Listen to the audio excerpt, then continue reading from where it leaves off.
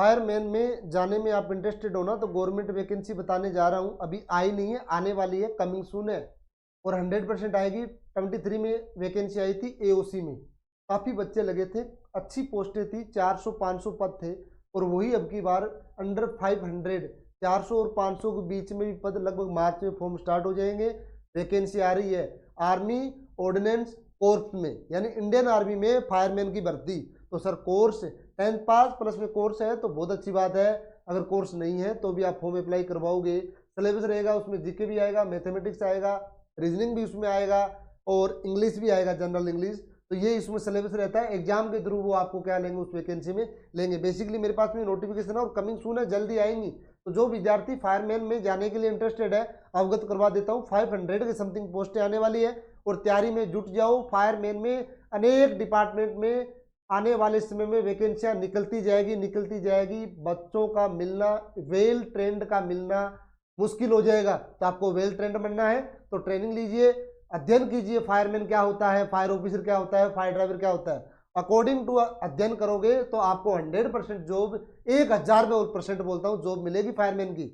और उसमें और देखो टोटल वैकेंसी अभी कमिंग सून है, लगभग 500 का इसमें आइडिया हमें मिला है। और ओबीसी, एसटी, एससी, एसटी जो भी है उनमें क्राइटेरिया के अकॉर्डिंग रखा गया है। सैलरी आपकी रहेगी फायरमैन में 19,000 से 63,000 की समथिंग फायरमैन की सैलरी रहेगी। तैयारी करनी है, जॉब हर डिपार्टमेंट में आपको दे रहे हैं फायर ट्रेड में, और अगर आप तैयारी नहीं करोगे तो जॉब नहीं मिलेगी।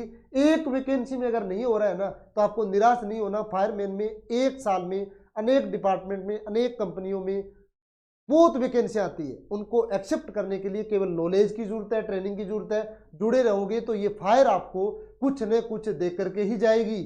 और कुछ भी इसमें मैं देख लेता हूँ। जनरल इंग्लिश आएगी, न्यूमेरिकल एप्टीट्यूड हो गया, जनरल अवेयरनेस हो गया, तो ये चीजें इसमें आएंगी। 2 घंटे का एग्जाम होगा, एग्जाम के थ्रू उनको लिया जाएगा आपको, ठीक है। AOC requirement applicable.